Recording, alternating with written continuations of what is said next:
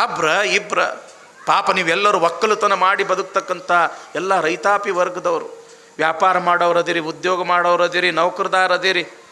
ನಾವು ಗಳಿಸಿರ್ತಕ್ಕಂಥ ಹಣ ಕೇವಲ ನಮ್ಮ ಹೆಂಡತಿ ಮಕ್ಕಳು ನಮ್ಮ ಕುಟುಂಬಕ್ಕೆ ಅಷ್ಟೇ ಆಗದೇನೆ ಸಮಾಜ ರೂಪ ಅಂತ ನೀವು ತಿಳ್ಕೊಂಡಿರಿ. ಆದ್ರೆ ತಂಗಿ, ಇವತ್ತು ಬಸವ ಪುರಾಣ ಏನು ನೀವು ಕೇಳಕತ್ತೀರಲ್ಲ, ಅಪ್ಪವರು ಇಟ್ಟು ಕಷ್ಟಪಟ್ಟು ಬಸವ ಪುರಾಣ ಹಚ್ಚಿದ್ದು ಯಾವಾಗ ಸಾರ್ಥಕ ಆಕೈತಿ ಅಂತಂದ್ರೆ, ಕಾಯಕ ಈ ಶಬ್ದದ ಅರ್ಥ ನೀವು ಚೆನ್ನಾಗಿ ತಿಳ್ಕೊಂಡ್ರೆ ಸಾಕು. ನೀವೇನು ತಿಳ್ಕೊಂಡಿರಿ? ಕಾಯಕ ಅಂತಂದ್ರೆ ಕೆಲಸ. ತಂಗಿ ಲಕ್ಷ್ಯ ಕೊಟ್ಟು ಕೇಳ್ರಿ, ಕೆಲಸನ ಬೇರೆ, ಕರ್ತವ್ಯನ ಬೇರೆ, ಕಾಯಕನ ಬೇರೆ. ಕೆಲಸನ ಬೇರೆ, ಕರ್ತವ್ಯನ ಬೇರೆ, ಕಾಯಕನ ಬೇರೆ. ಹೆಂಗ್ರಿ ಅಪ್ಪವ್ರ? ಕೆಲಸಕ್ಕೂ ಕರ್ತವ್ಯಕ್ಕೂ ಕಾಯಕಕ್ಕೂ ಏನು ವ್ಯತ್ಯಾಸ ಅದ? ಭಾಳ ವ್ಯತ್ಯಾಸ ಅದ ತಂಗಿ. ಸುಮ್ಮನೆ ಒಂದು ಉದಾಹರಣೆ, ಹಾಲು ಮಾರುವುದು ಏನ್ರಿ ಬಾ ಮಸಳಿಯವರು ಕ್ಯಾಡ್ಗೆ ಹಾಲು ಮಾರ್ತಾರ್ರಿ. ಹೆಂಗೆ ಮಾರ್ತಾರೆ ತಂಗಿ? ಬಂತು ನೋಡ್ರಿ, ನೀರು ಹಾಕಿ ಮಾರ್ತಾರ್ರಿ ಅಪ್ಪವರು. ಉತ್ತರ ಬಂದ ಬಿಡ್ತೈತೆ ಅದು. ನೀರು ಹಾಕಿ ಮಾರ್ತಾರೆ. ನಾವು ಮತ್ತು ನಮ್ಮ ಅಮೀನ್ಗಢ ಅಜ್ಜಾರು ನಾವು ಮೈಸೂರ್ದಾಗ ಕಲಿಯಾಕಿದ್ವಿ ತಂಗಿ. ಅಲ್ಲಿ ಬೆಟ್ಟದಪುರ ಮಠ ಅಂತ ಅದ. ಆ ಬೆಟ್ಟದಪುರ ಮಠದಾಗ ನಾನು ಒಂದು ವರ್ಷ ಇದ್ದೆ. ಬೆಳಗ್ಗೆ 6 ಗಂಟೆ ಆದ ಕೂಡಲೇ ಅವ ಹಾಲಿನವ ಬಂದ ಬಿಡವ. ಸ್ವಾಮಿಯಾರ ಹಾಲು ತೋರಿ ಅಂತ ತಿಳ್ಕೊಂಡು ಬಂದ ಬಿಡ್ತಿದ್ದ ಅವ. ಆ ದಿವಸ 7 ಆದರೂ ಬರಲಿಲ್ಲ, 8 ಆದರೂ ಬರಲಿಲ್ಲ, 9 ಗಂಟೆಗೆ ಬಂದ. ಯಾಕೆ ಹೋತಮ್ಮ ಇವತ್ತು ಹಾಲು ಯಾಕೆ ತಡ ಮಾಡ್ತಂದೀವು ಅಂತ ಕೇಳಿದ್ವಿ. ಏನನ್ಬೇಕವ? ನಳಕ್ಕೆ ನೀರು ಲೇಟಾಗಿ ಬಂದು ಸ್ವಾಮೀಜಿ ಅಂದವ. ನಳಕ್ಕೆ ನೀರು ಲೇಟಾಗಿ ಬಂದು ಅಂತ ಅಂದ್ರೆ ನೀರು ಬಂದ ಬಳಿಕ ಆ ನೀರು ಹಾಲಿನಾಗ ಕೂಡಿಸಿ ನಮಗೆ ಮಾರವ. ಪ್ರಾಮಾಣಿಕತೆ ಇಲ್ಲ ತಂಗಿ, ಪ್ರಾಮಾಣಿಕತೆ ಇಲ್ಲ. ಬರೇ ರೊಕ್ಕ ಗಳಿಸ್ಬೇಕು ಅನ್ನೋ ಒಂದು ಆಸೆ ಇರ್ತದ ಖರೆ, ಮತ್ತು ಆಸೆ ಇದ್ದಿದ್ದು ಹೆಂಗೆ ಕಾಯಕ ಅನಿಸ್ಕೊಳ್ತದವ? ಹೌದಾನಿಲ್ಲ? ನಮ್ಮ ಅಜ್ಜಾರು ಭಾಳ ಒಂದು ಕತೆ ಹೇಳ್ತಿರ್ತಾರೆ, ಗಡಿಗೌಡಗಾಂವ್ ಅಜ್ಜಾರು. ಏನವ್ರು ಹಾಸ್ಯ ಅಂತಂದ್ರೆ ಏನು, ನಿನ್ನೆ ನೋಡ್ರಿ ಇಟ್ಟು ನಗಸಿದ್ರು ಹೊಟ್ಟೆ ಹೊಣ್ಣಾತು. ಒಳಗೆ ಹೋಗಿ ನಕ್ಕೀವಿ ನಾವು, ಅಲ್ಲಿ ಮ್ಯಾಲೆ ಹೋಗಿ ನಕ್ಕೀವಿ. ಅಟ್ಟು ನಗಸವ್ರು. ಕಾಯಕ, ಕೆಲಸ, ಕರ್ತವ್ಯ ಮತ್ತು ಕಾಯಕ. ಆಸೆ ಇದ್ದಿದ್ದು ಕಾಯಕ ಅಂತ ಅನಿಸ್ಕೊಳ್ಳೋದಿಲ್ಲ ತಂಗಿ. ಊರಾಗ ತಗಣಿ ಭಾಳ ಹೆಚ್ಚಾಗಿದ್ದು ಅಂತ ಪೇಪರ್ದಾಗ ಒಂದು ಅಡ್ವರ್ಟೈಸ್ ಬಂತು. ತಗಣಿ ಕೊಲ್ಲು ಮಷಿನ್ ಕಂಡು ಹಿಡ್ದೀವಿ, ಯಾರು ಬೇಕು ಅವರು 1,000 ರೂಪಾಯಿ ಈ ಅಡ್ರೆಸ್ಗೆ ನೀವು ಕಳಿಸಿದ್ರಿ ಅಂತಂದ್ರೆ ನಿಮ್ಮ ಮನೆಗೆ ನಾವು ಆ ತಗಣಿ ಕೊಲ್ಲು ಮಷಿನ್ ಕಳಿಸ್ತೀವಿ ಅಂತ ತಿಳ್ಕೊಂಡು ಅವರು ಜಾಹೀರಾತು ಕೊಟ್ಟಿದ್ರು. ಮತ್ತು ತಗಣಿನ ಹೆಚ್ಚಾಗ್ಯಾವ ಅಂತ ತಿಳ್ಕೊಂಡು 1,000 ರೂಪಾಯಿ ಹೋಗಲಿ ಅಂತ ತಿಳ್ಕೊಂಡು ಎಲ್ಲರೂ ಏನು ಮಾಡಿದ್ರು, ಆ ಅಡ್ರೆಸ್ಗೆ 1,000 ರೂಪಾಯಿ ಕಳಿಸೇ ಬಿಟ್ರು. ಸಾವಿರಾರು ಮಂದಿ ಕಳಿಸಿದ್ರು. ಆದ್ರೆ ಅವ ಮೋಸ ಮಾಡಲಿಲ್ಲ ಪುಣ್ಯಾತ್ಮ. 7 ದಿವಸದೊಳಗೆ ಏನು ಕಳಿಸ್ತೀನಿ ಅಂದಿದ್ದ ತಗಣಿ ಕೊಲ್ಲು ಮಷಿನ್ ಕಳಿಸೇ ಬಿಟ್ಟ. ಒಂದು ಈಟ ಡೆಬ್ಬಿ ಇತ್ತು. ತಗಣಿ ಕೊಲ್ಲು ಮಷಿನ್ ಹೆಂಗಾರೆ ಐತಿ ಅಂತ ತಿಳ್ಕೊಂಡು ನೋಡ್ಬೇಕು ಅಂತ ಭಾಳ ಆಶ್ಚರ್ಯದಿಂದ ಅಗ್ದಿ ಉತ್ಸಾಹದಿಂದ ಆ ಡೆಬ್ಬಿ ಹಿಂಗೆ ಒಡೆದು ನೋಡಿದ್ರು 2 ಕಲ್ಲ, ಇಟು 2 ಕಲ್ಲ. ಆ ಕಲ್ಲಿನ ಕೆಳಗೆ ಒಂದು ಚೀಟಿ. ಆ ಚೀಟಿಯಾಗ ಬರ್ದಾರ, ಇದು ತಗಣಿ ಕೊಲ್ಲುವ ಮಷಿನ್. ತಗಣಿ ಕೊಲ್ಲುವ ವಿಧಾನ ಹೇಗೆಂದರೆ, ಒಂದು ಕಲ್ಲಿನ ಮೇಲೆ ತಗಣಿಯನ್ನು ಇಟ್ಟು ಇನ್ನೊಂದು ಕಲ್ಲಿನಿಂದ ಜಜ್ಜಿರಿ ತಗಣಿ ಸಾಯುತ್ತದೆ. ಯಾರಿಗೂ ಗೊತ್ತಿಲ್ಲ. ದುಡ್ಡು ಗಳಿಸುವ ವಿಧಾನ ತಂಗಿ. ಅಲ್ಲಿ ಪ್ರಾಮಾಣಿಕತೆ ಇಲ್ಲ, ಅಲ್ಲಿ ಸತ್ಯ ಮತ್ತು ಶುದ್ಧ ಇಲ್ಲ. ಸತ್ಯ ಶುದ್ಧ ಇಲ್ಲದೆ ಇದ್ದಿದ್ದು ಅದು ಕಾಯಕ ಅಂತ ಅನಿಸ್ಕೊಳ್ಳೋದಿಲ್ಲ ತಂಗಿ. ಹಾಲಿನೊಳಗೆ ನೀರು ಹಾಕಿ ಮಾರೋದು ಇದು ಕೆಲಸ ತಂಗಿ. ಕೆಲಸದೊಳಗೆ ಪ್ರಾಮಾಣಿಕತೆ ಇಲ್ಲ. ಹೆಂಗಂತಂದ್ರೆ, ಸರ್ಕಾರಿ ಆಫೀಸ್ಗೆ ಹೋಗಿರ್ತೀರಪ್ಪ, ನೀವು ಹೋಗಿರ್ತಿರ್ಲಿಲ್ಲ ಶರಣರು, ಮ್ಯಾಲೆ ಬರೆದಿರ್ತಾರೆ ಸರ್ಕಾರಿ ಕೆಲಸ ದೇವರ ಕೆಲಸ. ಆಫೀಸ್ ತೆರೆಯುವ ಸಮಯ ಅಂತ ತಿಳ್ಕೊಂಡು ಬರೆದಿರ್ತಾರೆ 10 ಗಂಟೆ ಅಂತ ಬರೆದಿರ್ತಾರೆ. ಹೌದಲ್ಲ? ಆಫೀಸ್ ಎಷ್ಟು ಗಂಟೆಗೆ ತೆಗೆದಿರ್ತೈತಿ? 10:30ನೋ 11 ಗಂಟೆಗೆ. ಅಲ್ಲಿ ಮತ್ತು ಆಫೀಸರ್ ಎಷ್ಟಕ್ಕೆ ಬಂದಿರ್ತಾನ? 12 ಆದರೂ ಬಂದರು ಇನ್ನೂ ಪುಣ್ಯ. ಯಾಕೆ? ಪ್ರಾಮಾಣಿಕತೆ ಇಲ್ಲ. ಪ್ರಾಮಾಣಿಕತೆ ಇಲ್ಲದ್ದು ಅದು ಕರ್ತವ್ಯನೂ ಅನಿಸ್ಕೊಳ್ಳೋದಿಲ್ಲ, ಕಾಯಕನೂ ಕೂಡ ಅನಿಸ್ಕೊಳ್ಳೋದಿಲ್ಲ, ಕೆಲಸ ಅನಿಸ್ಕೊಳ್ತದ. ಹಾಲಿನೊಳಗೆ ನೀರು ಹಾಕಿ ಮಾರೋದೇನೈತಲ್ಲ ಇದು ಕೆಲಸ. ಹಾಗಾದ್ರೆ ಕರ್ತವ್ಯ ಯಾವುದು? ಆ ಹಾಲಿನೊಳಗೆ ಒಂದು ಹನಿಯೂ ಕೂಡ ನೀರು ಹಾಕಲಾರ್ದೆ ಪ್ರಾಮಾಣಿಕವಾಗಿ ಏನು ಮಾರ್ತಾರಲ್ಲ ಅದು ಕರ್ತವ್ಯ ತಂಗಿ, ಅದು ಕರ್ತವ್ಯ. ಯಾಕ ನಾ ಎಷ್ಟು ದುಡ್ದೀನಿ ಅಷ್ಟು ಬಂದ್ರೆ ಸಾಕಪ್ಪ, ನಮಗೆ ಹೆಚ್ಚಿಗೆ ಬೇಡ ಅನ್ನೋದೇನೈತಲ್ಲ ಇದು ಕರ್ತವ್ಯ ತಂಗಿ.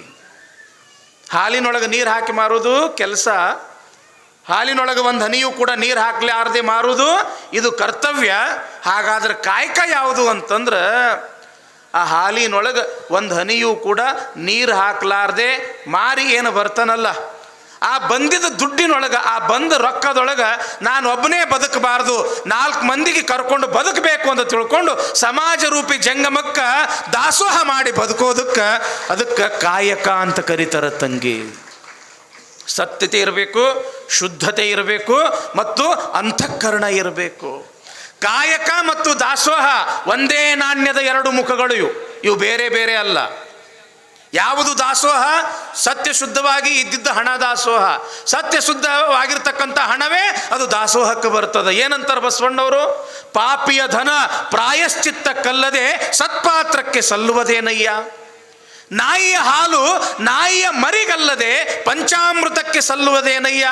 ನಮ್ಮ ಕೂಡಲ ಸಂಗನ ಶರಣರಿಗೆ ಮಾಡುವ ಅರ್ಥ ವ್ಯರ್ಥ ಕಂಡಯ್ಯ. ಯಾವ ಸತ್ಯ ಇಲ್ಲ, ಶುದ್ಧ ಇಲ್ಲ, ಪ್ರಾಮಾಣಿಕತೆ ಇಲ್ಲ ಅಂತ ಹಣದಿಂದ ನಾವು ಎಷ್ಟು ದಾನ ಮಾಡೋದ್ರಿ ಏನದ, ಎಷ್ಟು ಧರ್ಮ ಮಾಡೋದ್ರಿ ಏನದ, ಅದು ಉಪಯೋಗ ಆಗೋದಿಲ್ಲ. ಯಾವಾಗ ಇಲ್ಲಿ ಶಿವಬಸವ ರಾಜೇಂದ್ರ ಮಹಾಸ್ವಾಮಿಗಳ ಕಾರ್ಯಕ್ರಮ ನಡೆದದ, ಒಬ್ರ ಇಬ್ರ ಪಾಪ ನೀವೆಲ್ಲರೂ ಒಕ್ಕಲುತನ ಮಾಡಿ ಬದುಕ್ತಕ್ಕಂಥ ಎಲ್ಲ ರೈತಾಪಿ ವರ್ಗದವರು, ವ್ಯಾಪಾರ ಮಾಡೋರದಿರಿ, ಉದ್ಯೋಗ ಮಾಡೋರದಿರಿ, ನೌಕರದಾರದಿರಿ. ನಾವು ಗಳಿಸಿರ್ತಕ್ಕಂಥ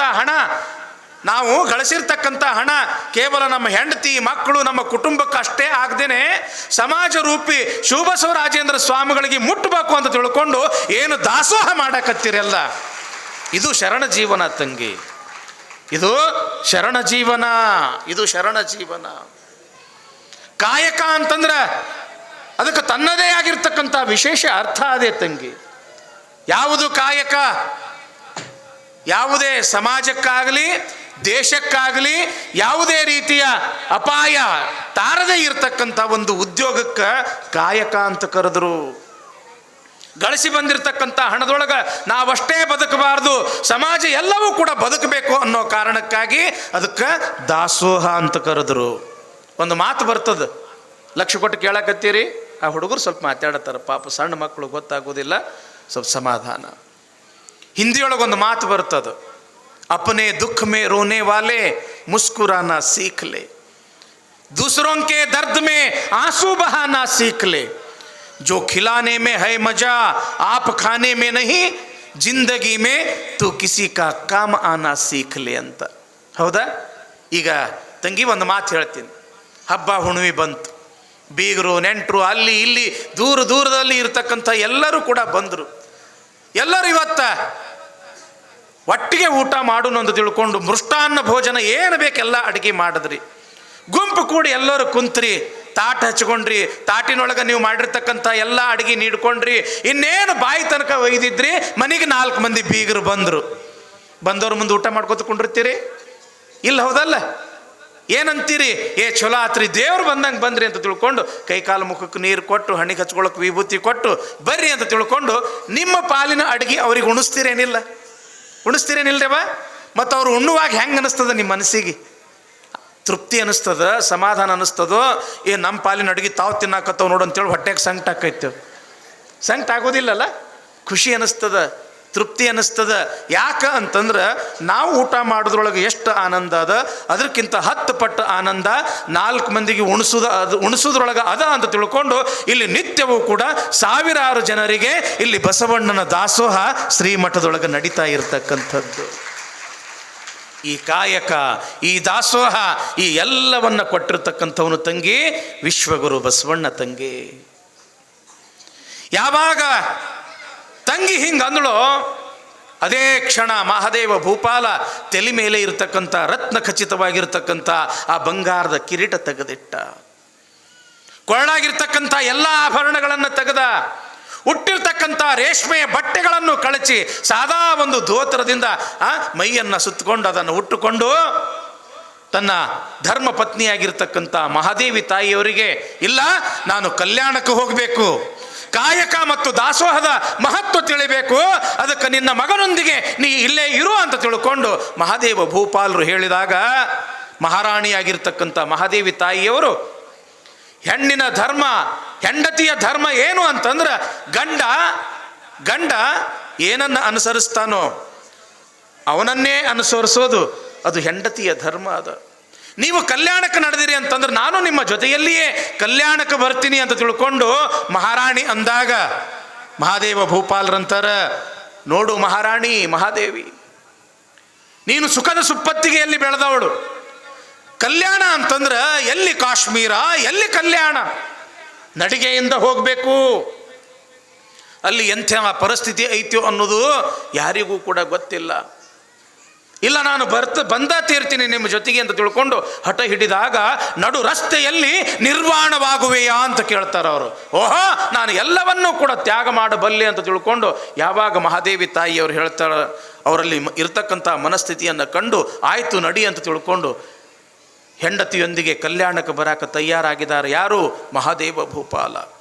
ತಮ್ಮ ಮಗನಾಗಿರ್ತಕ್ಕಂಥ ಲಿಂಗರತಿಗೆ ಆ ಮಾಂಡವ್ಯಪುರದ ಪಟ್ಟವನ್ನು ಕಟ್ಟಿ ಗಂಡ ಹೆಂಡತಿ ಇಬ್ಬರು ಕೂಡಿ ಸಾದಾ ಸೀದಾ ಬಟ್ಟೆಯನ್ನು ಹಾಕಿಕೊಂಡು ಎಲ್ಲಿಗೆ ಬರಾಕತ್ತಾರ? ಕಲ್ಯಾಣದ ಕಡೆಗೆ ಬರಾಕತ್ತಾರ. ಯಾರು? ಕಾಶ್ಮೀರದ ರಾಜರಾಣಿ. ಇಲ್ಲಿ ಕಲ್ಯಾಣದೊಳಗೆ ಆನಂದದಿಂದ ಲಿಂಗ ಪೂಜೆಯಲ್ಲಿ ಕುಳಿತುಕೊಂಡಿರ್ತಕ್ಕಂಥ ಸಂದರ್ಭದೊಳಗೆ ಆ ಲಿಂಗದೊಳಗೆ ಈ ಮಹಾದೇವ ಭೂಪಾಲ ಮತ್ತು ಮಹಾದೇವಿ ತಾಯಿಯವರು ಬರುವುದು ಗೊತ್ತಾಗಕತ್ತದ ಬಸವಣ್ಣವರಿಗೆ. ಏನಿಲ್ಲ, ಏ ಗಂಗಾ ಇಲ್ಲಿ ಬರ್ರಿ ಬರ್ರಿ ಬರ್ರಿ, ಲಿಂಗದೊಳಗೆ ನೋಡ್ರಿ ಕಾಶ್ಮೀರದ ರಾಜ ರಾಣಿ ಕಲ್ಯಾಣಕ್ಕೆ ಬರಾಕತ್ತಾರಂತ ತಿಳ್ಕೊಂಡು ತಮ್ಮ ಲಿಂಗದಲ್ಲಿಯೇ ನೀಲಾಂಬಿಕೆ ಗಂಗಾಂಬಿಕೆಯರಿಗೆ ಮಹಾದೇವ ಭೂಪಾಲ ಮಹಾದೇವಿ ತಾಯಿಯವರು ಬರುವುದು ತೋರಿಸ್ತಾರಂತ ಬಸವಣ್ಣವರು. ಎಂಥ ಶಕ್ತಿ ಇತ್ತು ಬಸವಣ್ಣವ್ರ ಹತ್ರ. ಈಗೆಲ್ಲ ನಾವು ಮೊಬೈಲ್ದೊಳಗೆ ನೋಡ್ತೀವಿ ತಂಗಿ. ಈಗ ನೋಡ್ರಿ, ಇಲ್ಲಿ ಪ್ರವಚನ ನಡೆದಿರ್ತಕ್ಕಂಥದ್ದು ಸಾವಿರ ಜನ ನೋಡಾಕತ್ತಾರ, ಮೊಬೈಲ್ದೊಳಗೆ ನೇರವಾಗಿ ನೋಡಾಕತ್ತಾರ. ಅವಾಗ ಯಾವ ಮೊಬೈಲ್ ಇರಲಿಲ್ಲ, ಟಿ ವಿ ಇರಲಿಲ್ಲ, ಏನೂ ಇರಲಿಲ್ಲ. ಲಿಂಗದೊಳಗೆ ನೋಡ್ತಿದ್ರು ತಂಗಿ. ಎಂಥ ಶಕ್ತಿ ಅಂತಂದ್ರೆ ಆ ಲಿಂಗ ಒಂದು ಬಹಳ ದೊಡ್ಡ ಶಕ್ತಿ ಕೇಂದ್ರವಾಗಿತ್ತು. ಇಡೀ ಜಗತ್ತಿನ ವ್ಯವಹಾರಗಳನ್ನೆಲ್ಲ ತಿಳಿಸ್ತಕ್ಕಂಥ ತೋರಿಸ್ತಕ್ಕಂಥ ಅದೊಂದು ಬಹಳ ದೊಡ್ಡ ಶಕ್ತಿಯಾಗಿತ್ತು. ಮುಳುಗುಂದದೊಳಗೆ ಬಾಲಲೀಲಾ ಮಹಾಂತ ಶಿವಯೋಗಗಳಂತ ಆಗಿ ಹೋಗ್ಯಾರ. ಬಹಳ ವರ್ಷದ ಹಿಂದಿನ ಮಾತೇನಲ್ಲ, 150-160 ವರ್ಷದ ಹಿಂದೆ. ಅಲ್ಲಿರ್ತಕ್ಕಂಥ ಭಕ್ತರು, ಯಪ್ಪ ನಾವು ಉಳುವಿಗೆ ಚನ್ನಬಸವಣ್ಣನವ್ರ ತೇರಿಗೆ ನಡೆದಿವ್ರಿ, ಜಾತ್ರೆಗೆ ನಡೆದಿವಿ ಅಂದ ಬಳಕೆ, ಅಲ್ಲಿಗೆ ಯಾಕೆ ಹೋಗ್ತಿರೋ, ಬರ್ರಿ ನಿಮಗೆ ಇಲ್ಲೇ ಉಳುವಿ ತೋರಿಸ್ತೀನಿ ಅಂತ ತಿಳ್ಕೊಂಡು ಸ್ನಾನ ಮಾಡಿ ಮಡಿಯಿಂದ ಆ ತಮ್ಮ ಲಿಂಗ ಪೂಜೆ ಮಾಡ್ಕೊಳ್ತಕ್ಕಂಥ ಗವಿಯೊಳಗೆ ಹೋಗಿ ಅವರನ್ನು ಕರೆದು ಗವಿ ಬಾಗಿಲನ್ನು ಮುಚ್ಚಿಸಿ, ಏನೋ ತಮ್ಮ ಉಳುವಿ ಜಾತ್ರೆ ನೋಡ್ಬೇಕೇನೋ? ಹೌದ್ರಿ ಅಪ್ಪ, ನಾವು ಉಳುವಿ ಜಾತ್ರೆ ನೋಡ್ಬೇಕು ಬರ್ರಿ ಅಂತ ತಿಳ್ಕೊಂಡು ತಮ್ಮ ಲಿಂಗದೊಳಗೆ ಉಳುವಿ ಜಾತ್ರೆಯನ್ನು ತೋರಿಸಿರ್ತಕ್ಕಂಥವರು ಮುಳುಗುಂದದ ಬಾಲಲೀಲಾ ಮಹಾಂತ ಶಿವಯೋಗಿಗಳು. ಹಾವೇರಿಯೊಳಗ ಶಿವಬಸವ ಮಹಾಸ್ವಾಮಿಗಳಂತಾಗಿ ಹೋಗ್ಯಾರ. ಆ ಹಾವೇರಿ ಶಿವಬಸವ ಮಹಾಸ್ವಾಮಿಗಳು ಕೂಡ ಭಕ್ತರು ಯಾರಾದರೂ ಕೂಡ ತಮ್ಮ ನೋವನ್ನು ತೋಡಿಕೊಂಡಾಗ, ಆಯ್ತ್ರಪ್ಪ ನಾಳೆ ಬೆಳಿಗ್ಗೆ ಬರ್ರಿ, ಬೆಳಿಗ್ಗೆ ಲಿಂಗಯ್ಯಗೆ ಕೇಳಿ ನಾನು ನಿಮಗೆ ಹೇಳ್ತೀನಿ ಅಂತ ಹೇಳಂತಿದ್ರಂತ. ಆ ಲಿಂಗಯ್ಯನ ಜೊತೆಗೆ ಮಾತಾಡ್ತಿದ್ರಂತ. ಯಾರು? ಹಾವೇರಿಯ ಶಿವಬಸವ ಸ್ವಾಮಿಗಳು. ಶಿವಯೋಗ ಮಂದಿರದೊಳಗೆ ಹಾನಗಲ್ಲು ಕುಮಾರಸ್ವಾಮಿಗಳು ಲಿಂಗ ಪೂಜೆ ಕುಂತಾರ. ಅಲ್ಲಿ ಶಿವಬಸವ ಕೊಳ್ಳದೊಳಗೆ ಹಾವೇರಿ ಶಿವಬಸವ ಸ್ವಾಮಿಗಳು ಅನುಷ್ಠಾನಕ್ಕೆ ಕುಂತಾರ. ಇವ್ರ ಕೈಯಲ್ಲೂ ಕೂಡ ಲಿಂಗ, ಅವ್ರ ಕೈಯಲ್ಲೂ ಕೂಡ ಲಿಂಗ. ಅಲ್ಲಿ ಅಥಣಿಯ ಮುರುಗೇಂದ್ರ ಶಿವಯೋಗಿಗಳು ಲಿಂಗೈಕ್ಯರಾಗ್ಯಾರ ಅಥಣಿಯೊಳಗೆ.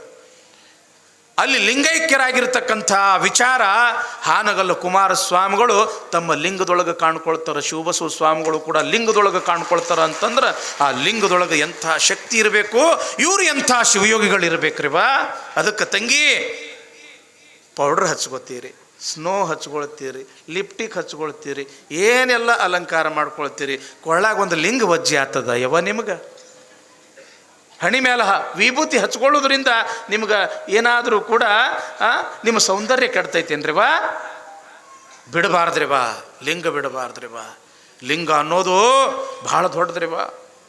ಗಂಡನ ಮೇಲೆ ಸ್ನೇಹವಿಲ್ಲದ ಹೆಂಡತಿ, ಲಿಂಗದ ಮೇಲೆ ನಿಷ್ಠೆ ಇಲ್ಲದ ಭಕ್ತ, ಇದ್ದರೇನೋ ಶಿವಶಿವ, ಹೋದರೇನೋ ಶಿವಶಿವ, ಉಡದ ಆವಿಂಗೆ ಉಣ್ಣದ ಕರು ಬಿಟ್ಟಂತೆ ಅಂತಾರ ಬಸವಣ್ಣವರು. ಗಂಡನ ಮೇಲೆ ಪ್ರೇಮ ಇದ್ದಿದ್ದಿಲ್ಲ ಅಂತಂದ್ರೆ ಹೆಂಡತಿನ ತಗೊಂಡು ಏನು ಮಾಡಬೇಕು? ಲಿಂಗದ ಮೇಲೆ ನಿಷ್ಠಾನ ಇಲ್ಲ ಅಂತಂದ್ರೆ ಆ ಭಕ್ತನ ತಗೊಂಡು ಏನು ಮಾಡಬೇಕು ಅಂತಾರ ಬಸವಣ್ಣವರು. ಅದಕ್ಕೆ ಲಿಂಗ ಅನ್ನೋದು ದೊಡ್ಡದು ತಂಗಿ. ಬಸವ ಪುರಾಣ ಹಚ್ಚಿದ್ರ ಲಾಭ ಏನು ಅಂತಂದ್ರೆ ಎಲ್ಲರ ಕೊಳ್ಳಾಗ ಲಿಂಗ. ಬಸವಣ್ಣ ಪುರಾಣ ಹಚ್ಚಿದ ಪ್ರಯೋಜನ ಏನು ಅಂತಂದ್ರೆ ಎಲ್ಲರ ಹಣಿ ಮೇಲೆ ವಿಭೂತಿ. ಬಸವಣ್ಣ ಪುರಾಣ ಹಚ್ಚಿದ ಪ್ರಯೋಜನ ಏನು ಕ್ಯಾಡ್ಗಿಯೊಳಗ ಅಂತಂದ್ರೆ ಮಠಕ್ಕೆ ಯಾರೇ ಬರಲಿ, ಊರಿಗೆ ಯಾರೇ ಬರಲಿ, ಶರಣು ಶರಣಾರ್ಥಿರಪ್ಪ ಬರ್ರಿ ಅಂತಂದ್ರೆ ಬಸವ ಪುರಾಣ ಹಚ್ಚಿದ್ದು ಸಾರ್ಥಕ ಆತು ಯವ್ವ. ಬಸವ ಪುರಾಣ ಯಾಕೆ ಹಚ್ತಾರ ಅಂತಂದ್ರೆ ಸಂಸ್ಕಾರ ಕಲಿಸೋದ್ರ ಸಲುವಾಗಿ ಬಸವ ಪುರಾಣ ಹಚ್ತಾರ. ದುಡಿಯೋದು ಹೆಂಗ ಅಂತ ಕಲಿಸೋದ್ರ ಸಲುವಾಗಿ ಬಸವ ಪುರಾಣ ಹಚ್ತಾರ. ಗಳಿಸಿದ್ದನ್ನ ಯಾವ ರೀತಿಯಾಗಿ ಸಮಾಜ ರೂಪಿ ಜಂಗಮಕ್ಕೆ ದಾಸೋಹ ಮಾಡಬೇಕು ಅನ್ನೋದನ್ನ ಕಲ್ಕೋಬೇಕು ಅಂತ ಬಸವ ಪುರಾಣ ಹಚ್ತಾರ. ನಾವೆಲ್ಲರೂ ಕೂಡ ಎಲ್ಲ ರೀತಿಯ ಭೇದ ಭಾವ ಮರೆತು ನಾವೆಲ್ಲರೂ ಕೂಡ ಪರಮಾತ್ಮನ ಮಕ್ಕಳು ಒಂದಾಗಿ ಚೆಂದಾಗಿ ಇರಬೇಕು ಅಂತ ಸಾಮರಸ್ಯ ಕಲಿಸೋದ್ರ ಸಲುವಾಗಿ ತಂಗಿ ಬಸವ ಪುರಾಣ ಹಚ್ತಾರ್ರಿವ. ಯಾವಾಗ ಮಹಾದೇವ ಭೂಪಾಲ ಮಹಾದೇವಿ ತಾಯಿಯವರು ಕಲ್ಯಾಣಕ್ಕೆ ಬಂದ್ರೋ ಬಸವಣ್ಣನವ್ರಿಗೆ ಎಷ್ಟು ಆನಂದ ಆಗಿತ್ತು ಅಂತಂದ್ರೆ ಇಲ್ಲಿ ಬರೀತಾರ ತಂಗಿ, ಸಾಸಿವೆಯ ಮೇಲೆ ಸಾಗರವನ್ನಿಟ್ಟರೆ ಎಷ್ಟು ಸಂತೋಷ ಆಗಬೇಕೋ ಅಷ್ಟು ಸಂತೋಷ ಆಗಿತ್ತು ಬಸವಣ್ಣಂಗೆ ಅಂತ. ಸಾಸಿವೆ ಎಟ್ಟೈತಿ ಇಟ್ಟ ಅದ, ಸಾಗರ ಎಟ್ಟೈತಿ ಇಷ್ಟು ದೊಡ್ಡದದ. ಆ ಸಾಸಿವೆ ಮ್ಯಾಲ ಸಾಗರ ಇಟ್ಟರೆ ಎಷ್ಟು ಆನಂದ ಆಗ್ಲಿಕ್ಕಿಲ್ಲ, ಅಷ್ಟು ಆನಂದ ಆಗಿತ್ತಂತ ಬಸವಣ್ಣಗ. ಯಾಕೆ? ಕಾಯಕ, ದಾಸೋಹ, ಸಮಾನತೆ, ಶಿವಾನುಭವ, ಶಿವಯೋಗವನ್ನು ತಿಳ್ಕೊಳ್ಳಾಕ ಕಾಶ್ಮೀರದ ಒಬ್ಬ ರಾಜ ಅಲ್ಲಿಂದ ಇಲ್ಲಿ ತನಕ ಎಲ್ಲವನ್ನ ತ್ಯಾಗ ಮಾಡಿ ಬರ್ತಾನ ಅಂತಂದ್ರೆ ಹೆಂಗಿರ್ಬೇಕು ಬಸವಣ್ಣ, ಹೆಂಗಿರಬೇಕು ಬಸವಣ್ಣನ ವಿಚಾರಗಳು, ಬಸವಣ್ಣನ ತತ್ವಗಳು. ಬರ್ತಾರ, ಅಪೂರ್ವವಾಗಿರ್ತಕ್ಕಂಥ ಸ್ವಾಗತ ಸಿಗ್ತದ. ಅಲ್ಲಿ ಬಸವಣ್ಣನ ಜೊತೆಗೆ ಕಾಲವನ್ನು ಕಳೀತಾರ ಮಹಾದೇವ ಭೂಪಾಲ ಮಹಾದೇವಿ ತಾಯಿಯವರು. ನಾವು ಕೂಡ ವಾಪಸ್ಸಿನ ಕಾಶ್ಮೀರಕ್ಕೆ ಹೋಗಬಾರದು, ಕಲ್ಯಾಣದೊಳಗ ಇರಬೇಕು. ಯಾಕೆ? ಇದು ಭುವನ ಕಲ್ಯಾಣ, ಇದು ಸ್ವರ್ಗ, ಇದು ಸ್ವರ್ಗ, ಇದು ಕಾಶ್ಮೀರಕ್ಕಿಂತಲೂ ಪವಿತ್ರ. ಇಲ್ಲೇ ಇರಬೇಕು. ನಾವು ಎಲ್ಲರ ಹಾಗೆ ಕಾಯಕವನ್ನು ಮಾಡಿ ಇರಬೇಕು ಅಂತ ತಿಳ್ಕೊಂಡು ಕಟ್ಟಿಗೆಯನ್ನು ಮಾರ್ತಕ್ಕಂಥ ಕಾಯಕ ಆಯ್ಕೊಂಡ್ರು ನೋಡ್ರಿ. ದೊಡ್ಡ ರಾಜ ಎಂಥ ಉದ್ಯೋಗ ಆಯ್ಕೊಂಡ್ರು, ಅಡವಿಗೆ ಹೋಗಬೇಕು, ಕಟ್ಟಿಗೆ ಕಡಿಬೇಕು, ಹೊರಿ ಕಟ್ಟಬೇಕು, ತಲೆ ಮೇಲೆ ಇಟ್ಕೋಬೇಕು. ಕಟ್ಟಿಗೆ ಬೇಕೇನ್ರಿ ಕಟ್ಟಿಗೆ ಅಂತ ತಿಳ್ಕೊಂಡು ಕಲ್ಯಾಣ ತುಂಬ ಎಲ್ಲ ಕೇಳಿ ಮಾರಿ ಬಂದಿರತಕ್ಕಂಥ ಹಣದೊಳಗೆ ಮೊದಲು ದಾಸೋಹ ಆಗಬೇಕು, ಆ ನಂತರ ತಾವು ತೃಪ್ತಿ ಆಗಬೇಕು. ಇಂಥ ಸತ್ಯ ಶುದ್ಧ ಕಾಯಕ ಮತ್ತು ದಾಸೋಹವನ್ನು ಮಾಡಿ ಬದುಕಾಕತ್ತರು ರಾಜಾರಾಣಿಯವರು. ಅದಕ್ಕೆ ಕಲ್ಯಾಣದೊಳಗೆ ಅವ್ರಿಗೆ ಹೆಸರು ಏನು ಬಂತು ಅಂತಂದ್ರೆ ಮೂಳಿಗೆಯ ಮಾರಯ್ಯ ಮತ್ತು ಮಹಾದೇವಿ ತಾಯಿ. ಇದು ಕಲ್ಯಾಣ ರೀ ಬಾ. ಒಬ್ಬ ಕೊಲೆಗಡುಕ ಶರಣ ಆದ, ನಿನ್ನೆ ಒಬ್ಬ ಕಳ್ಳ ಶರಣ ಆದ, ಇವತ್ತು ಒಬ್ಬ ಮಹಾರಾಜ ಶರಣ ಆದ. ಈ ರೀತಿಯಾಗಿ ಕಲ್ಯಾಣ ಎಂತೆಂಥವರನ್ನು ಕೂಡ ಪರಿವರ್ತನೆಯನ್ನು ಮಾಡಿ ಅವರ ಬದುಕನ್ನು ಬಂಗಾರಗೊಳಿಸ್ತು ಎಂಬತಕ್ಕಂಥದ್ದು ಇವತ್ತು ನಾವು ಬಸವ ಪುರಾಣದೊಳಗೆ ಕೇಳ್ತೀವಿ. ಇನ್ನು ಭಾಳ ದಿವಸ ಉಳಿಲಿಲ್ಲರಿ ಬಸವ ಪುರಾಣ. ಎಷ್ಟು ದಿವಸ ಉಳಿತು ಹೇಳ್ರಿ? 5 ದಿವಸ. ಅದಕ್ಕೆ ಇಲ್ಲಿ ಏನು ನಮ್ಮ ಖ್ಯಾಡ್ಗಿ ತಾಯಂದ್ರು ಬಂದೀರಿ, ನಮ್ಮ ಖ್ಯಾಡ್ಗಿ ಎಲ್ಲ ಶರಣರು, ನನ್ನ ಅಣ್ಣ ತಮ್ಮಂದರು ಅಕ್ಕ ತಂಗಿಯರು ಬಂದೀರಿ. ಯಪ್ಪ ಬಸವ ಪುರಾಣ ಹಚ್ಚೀರಿ, ಬಸವ ಪುರಾಣ ಕೇಳಾಕತ್ತೀರಿ. ಇನ್ನು ದೊಡ್ಡ ದೊಡ್ಡ ಅಜ್ಜಾರು ಬರ್ತಾರೆ, ಜಗದ್ಗುರುಗಳು ಬರ್ತಾರೆ, ಅತಿಥಿಗಳು ಬರ್ತಾರೆ, ಗಣ್ಯರು ಬರ್ತಾರೆ. ಅನೇಕ ಜನ, ನೂರಾರು ಅಲ್ಲ ಸಾವಿರ ಜನ ಬರ್ತಾರೆ. ಅದಕ್ಕೆ ಯಾರೇ ಬರಲಿ, ಯಾವುದೇ ಜಾತಿಯವರಿರಲಿ, ಯಾವುದೇ ಧರ್ಮದವರಿರಲಿ, ಯಾವುದೇ ಊರವರಿರಲಿ, 2 ಕೈ ಜೋಡಿಸಿ ಶರಣು ಶರಣಾರ್ಥಿ ಅಂತ ತಿಳ್ಕೊಂಡು ಕೈ ಮುಗಿದು ಅವರಿಗೆ ಕರೆಯೋದು ಇದು ಮೊದಲನೇ ಧರ್ಮ.